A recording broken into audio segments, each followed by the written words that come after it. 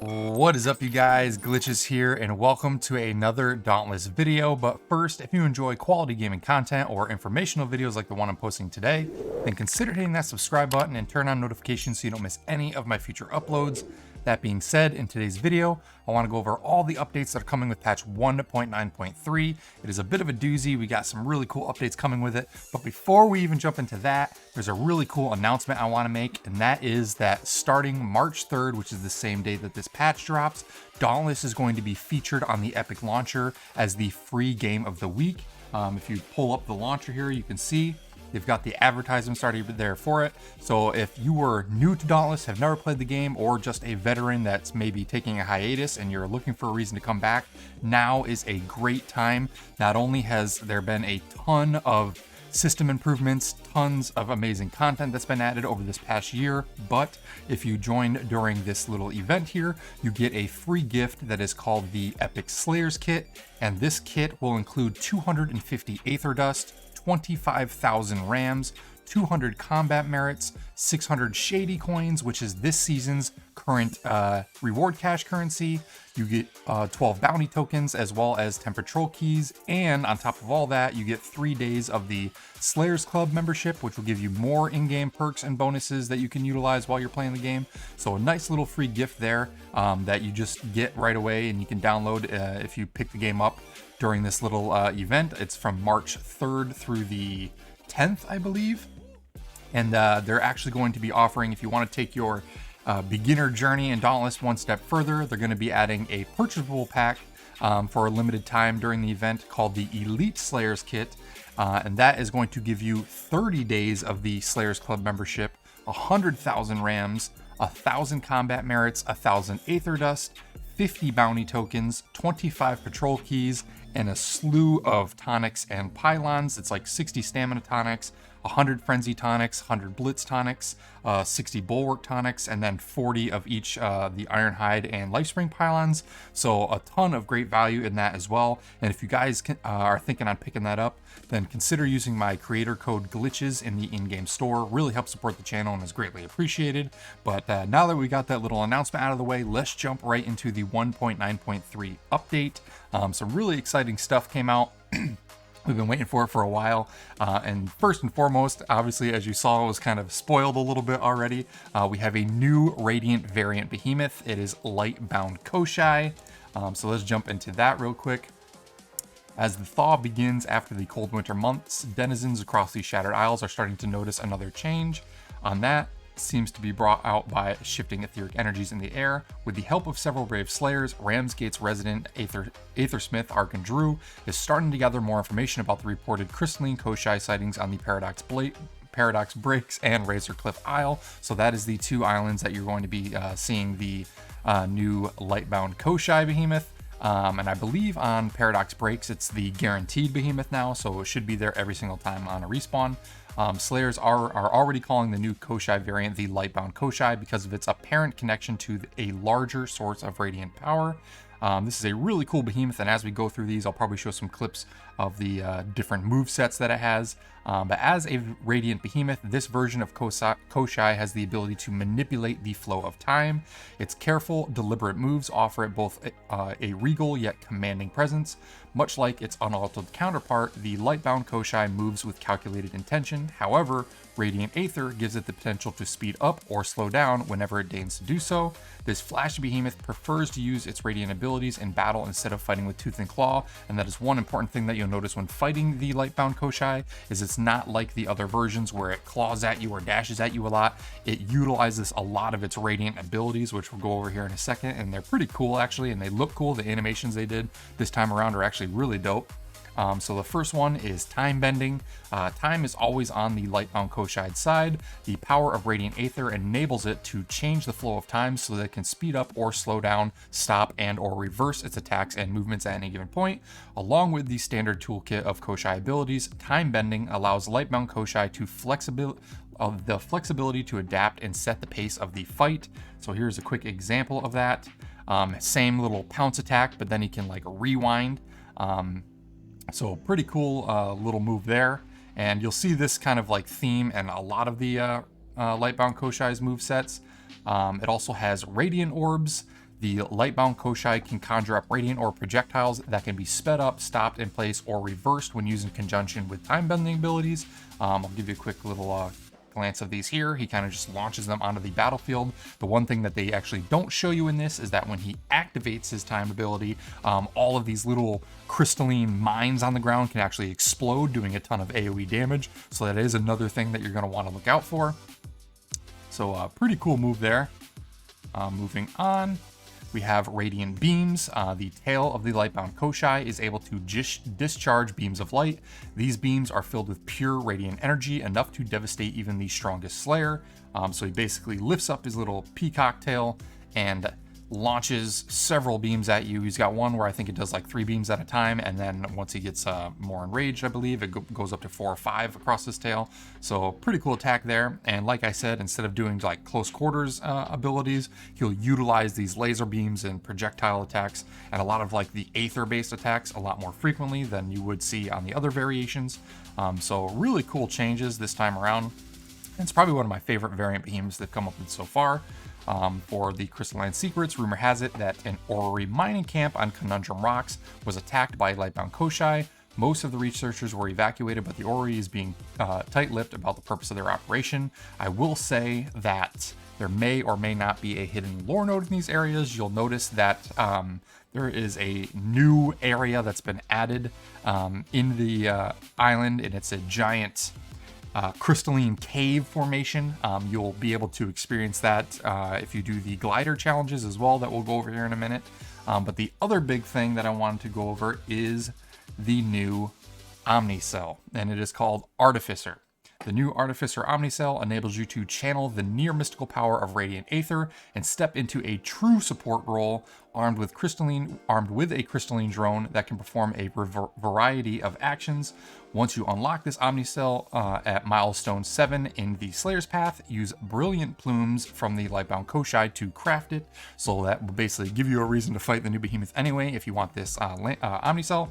And as you can see, they're saying it is the new support OMNICELL. So if for those of you that have been following my channel, the turning point, I would say, in my entire channel was my best support guide, build guide video.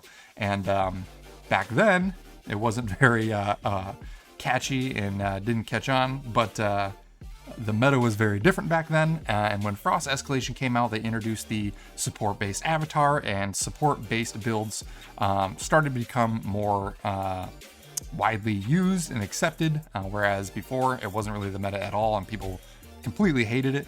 So thankfully Phoenix Labs has kind of like balanced the playing field a little bit, and they're kind of diving into other variations of what type of builds people can start making. And I'm a huge fan of that support build. To this day, it's actually still my highest viewed video on my entire channel. So be sure that I'm going to be making a new and improved best support builds video here in the not too distant future, most likely utilizing this new OMNICELL. But for the active ability, it's really unique. You basically send out your drone to a specific target, and depending on what target you're aiming at, it will do 4 different potential attacks. The first one is reviving a Slayer. So if you have a down teammate on the ground and you aim your cursor at the down teammate and you cast your drone on the down teammate, it will revive the given the Slayer that's on the ground and give them the Artificer Aura ability for 15 seconds. You can only cast this revive once every 90 seconds. So this particular ability is on a little bit longer cooldown than what the actual overall cooldown of the OMNICELL itself is, but we'll also get into the Artificer Aura here in a second, and that is basically the passive buff that you get when you cast some of these abilities. And what that does is any Slayer that is granted the Artificer Aura will restore 10 health every second, and if their health is full, a stackable 10 health shield is granted every second instead. This shield lasts for 25 seconds and has a max of 400 shields. So whereas you can see this might not be very useful, the whole OMNICELL in general might not be very useful in solo play. If you're in a group and one person in particular is running this OMNICELL, even potentially in trials, as you'll see in a second, it does have the potential to be pretty useful. And giving these bonus shields to all your teams, especially if you're newer to the game, can be really helpful and help your whole group survive a lot more easily in these harder escalation events and hunting ground islands when you're just starting out. So be sure to check out that video when I make the build. It's going to be pretty cool. But moving on, the second active ability is if you throw the drone on an active Slayer, so another group in your party that isn't downed. And what that will do, it will cleanse the target of one negative status effect. So if they're on fire, things like that, you'll throw it on them. It'll negate the status effect and grant them that Artificer Aura again for 15 seconds, granting them more health regen and or shields if their health is full. Next, we have the Behemoth Mark. So if you target a Behemoth, there is a little bit of a issue with it, in my opinion. You can't necessarily see the part that you're targeting, but ideally, whatever part your crosshair is on, the drone will attach to that specific part of the Behemoth, and that part will take an additional 15% damage from all sources for 15 seconds. So if you're trying to get specific part breaks on a Behemoth and you're in a group, having someone throw that drone on a specific Behemoth part that you guys want to break like 100%, this is a really great way to do that. And then last but not least, the fourth and final ability that you can do is by casting the drone directly on the ground. So if you just look at the ground anywhere and you just throw the drone there, it basically creates a radiant wall around you and your entire party for 15 seconds. And that radiant wall will block all hostile projectiles and beams, and will apply the Artificer's Aura to every Slayer that's within the bubble. So that gives extra shields, extra health regen, and prevents all projectile attacks. So really cool ability there, and you can throw that down on the ground every 20 seconds. So really neat active ability. As for the passive ability, it will give healing and shielding that you grant to other people will be increased by 1 for every 150 health that you have when granted. So if you combine a really high life build, full life build with like toughness, for example, that bonus health that you're going to be getting is going to increase the amount of healing and shielding that you give to the entire remaining rest of your party. So really cool combinations that you can potentially do, and I'm definitely going to be diving in really deep in trying to come up with the best combination I can to make full use out of this OMNICELL. So be sure to check out that video when I make it. Next up, as I mentioned previously, on Conundrum Rocks, we have the Crystalline Mine. This is a new explorable cave system that's going to be on that secondary Radiant Island. And there may or may not be a potential lore item hidden there. It's on one of the other Conundrum Rocks or Paradox Breaks, sorry. So I'm not going to tell you guys where it is, but be sure to check that out. The other cool thing is we have a new activity that you can do within the 2 Radiant Islands, and that is GLIDER Aether Winds. So Honest Oz has discovered powerful currents of invisible ether, and he needs your help exploring these strange phenomena. Take to the skies with your glider in a brand new island activity that taps into these etheric currents. Find Aether Wind Crystals and use the power of a patrol key to activate them. Once activated, they will attune to the Radiant Ether frequency, marking the currents with crystal rings. Fly through each rings to earn an award. To get started, look for Honest Oz on the Conundrum Rocks. He will give you a quest, and if you master all 6 courses on the Conundrum Rocks and the Paradox Breaks, you will get maximum rewards. Do bear in mind that once you use these patrol keys to activate the currents to attempt these little glider runs, if you fail for whatever reason or fall, it will still use that patrol key. You don't get it back, so just keep that in mind. Most people have a ton of these to spare anyway, so it's not a huge deal, but just wanted to let you guys know. Moving on, we have the Reach of Radiance Hunt Pass. The Reach of Radiance Hunt Pass shines bright with a full set of armor, as well as 2 bonus armor transmogs in the form of a really cool helmet and chest piece. You will also get your typical 950 total platinum back. So if you pick up the Elite Hunt Pass, you will get the full amount of platinum back by the end of reaching level 50, which will pay for the Hunt Pass itself, and you can just put that right towards the next season's one. Will you embrace the Light Slayer? We'll find out. Moving on, we have an update to the reward cache. This is pretty much a polar opposite to what the Hunt Pass is. The Hunt Pass is all about Radiant Light themed, and the reward cache this time around is kind of a darker theme, like a shadowy theme. So we got this really cool like assassin style cosmetic set this time around with several what almost looks like, in my opinion, like Embermane themed weapon skins. I'm not a huge fan of the weapon skins this time around, but Some of them in particular do look cool. I like the sword one. I like the strikers a little bit. They're pretty neat. But it's called the Infiltrator set. So if you're into that Shadow Hunter type of ninja style, I can see how at least the armor for this particular set could be used pretty cool with certain combinations. So be sure to check that out as well. But moving on to balance, for the Aether Surge Island events, these have been changed across the board. So all Aether Surge events are now only going to be 3 rounds. Before, some of them were 4 rounds. Round 1 will be a solo behemoth fight. Round 2 is a fauna wave, and round 3 is a dual behemoth fight. And they've also generated and expanded the behemoth pool, so different types of behemoths can potentially spawn during all of these. Moving on to Chain Blades updates, they increase the blade spin damage per hit from 65 to 85, which is a pretty hefty buff, actually, in my opinion. It's going to be dishing out quite a bit more damage during that particular combo, and they decreased meter generation from lacerating onslaught attacks from 10-10 times 2 and 30 at the final tier to 10-8 times 2 and 20. So a little less there, but which we'll probably get to here in a minute. They did add the little whirlwind attack. So if you hold your light attack, you will do that chain spin whip attack now. It's not part of any sort of combo, but it is something that you can do in between combos now, and it just adds a cool new animation that you can do in between. Moving on to Behemoth specific changes for Nasher, the Rage Tail Nasher's tail attacks now send shockwaves that only travel in the direction the tail is facing during each slam. This should prevent cases where a Slayer dodges a tail attack only to be hit by a shockwave.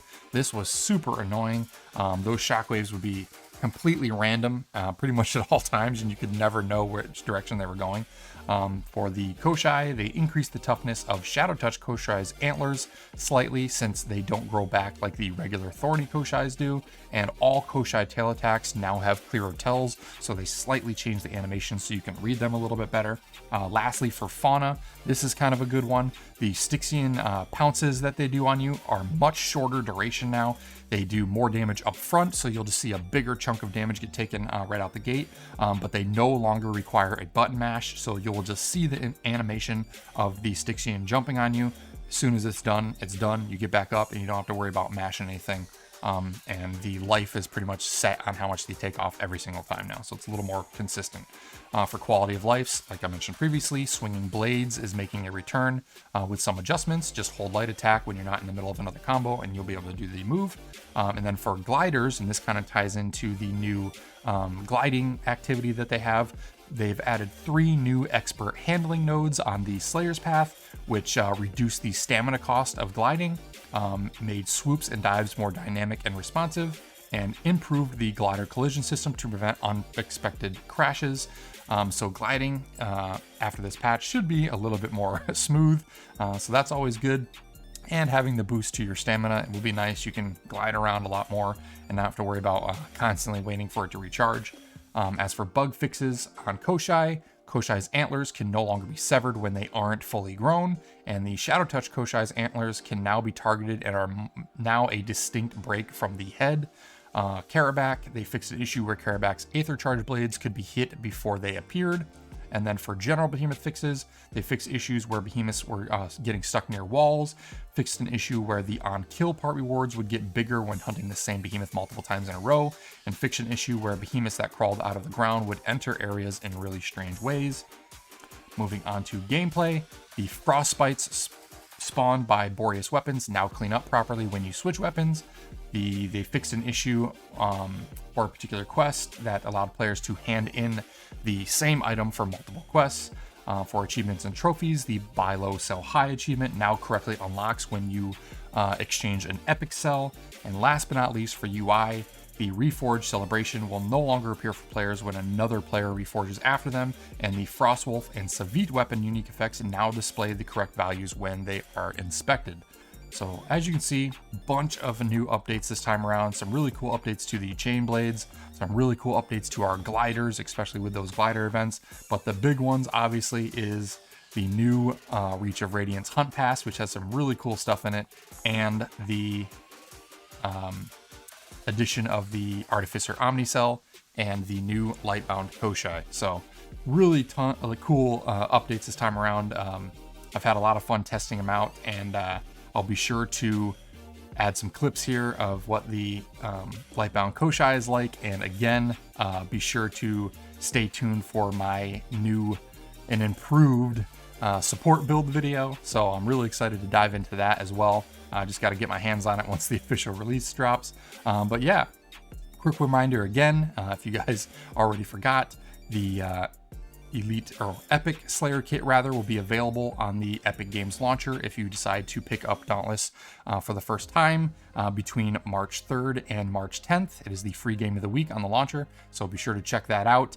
And I would like to announce as well that I will be giving away 3 of the Elite, the larger size Elite Slayer kits with the 1,000 Rams, 1,000 Combat Merits, 30 days of Slayer Club membership. I'll be giving away 3 of those on the Glitch Gang Discord. So if you haven't already, be sure to click the links down in the description and join us.